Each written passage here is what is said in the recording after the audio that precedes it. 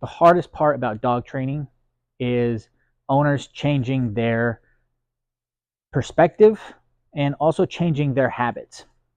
It's the they've been doing things a certain way with their dog, and it's hard to change that because it's what they've been doing. And if you don't change your habits, your dog's just going to keep doing what it's doing.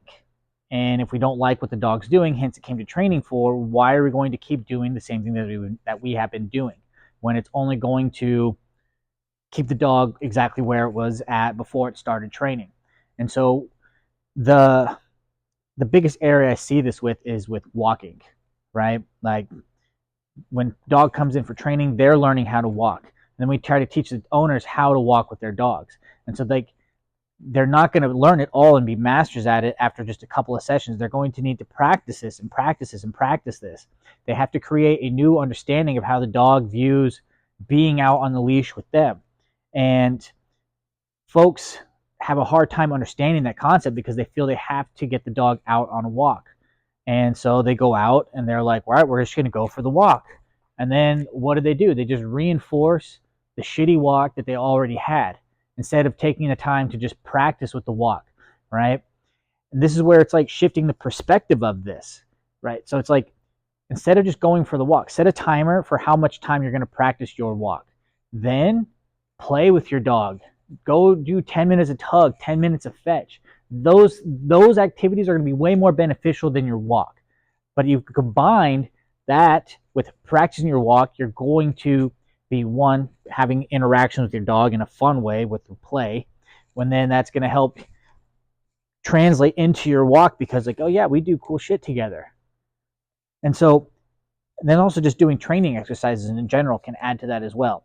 And so when you break it down and kind of just change how you view things, you can start to just change how you're doing stuff with your dog in general. If it's just like, all right, yeah, you're in the house, now I get home and let's go for this walk, you're only going to, again, reinforce the walk that you had prior. You need to practice. And if you can't practice, then it's like you're going to need to just change your expectations of what you want the dog to be doing. And so the habits of the owner are the hardest thing because, again, they've been doing things a certain way. However, what they've been doing got them to this point already. So if you're looking into training, you need to change your habits. You need to shift how you are viewing things, what your perspective is on this, your interactions with the dog, what the dog does, how you're going to go about doing these kind of things, right? Think about what's going to be more beneficial for the dog. I would much rather play with my dog than go for a walk. We do walk, but I'd much rather play with her. And how I walk is also very different. Our walks to my car, structured. If we have a short leash, we go. But when we go out for a walk, she's generally on a flexi lead, a long line. So she can move around, have some space. I can call her back. But again, that walk is not my main form of exercise for my dog. Her main form of exercise is through play, through tug, through fetch.